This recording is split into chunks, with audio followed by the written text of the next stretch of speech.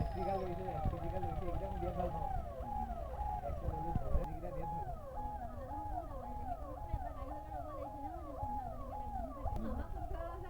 হেৰি নহয় দিয়া চব ইন'ভা হেৰি এই মামা কৈছে নহয় এই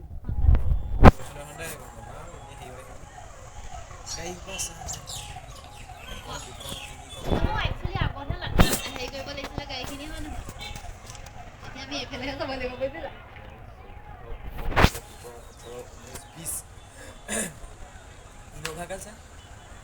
25 লাখ টকীয়া গাড়ী দি আছে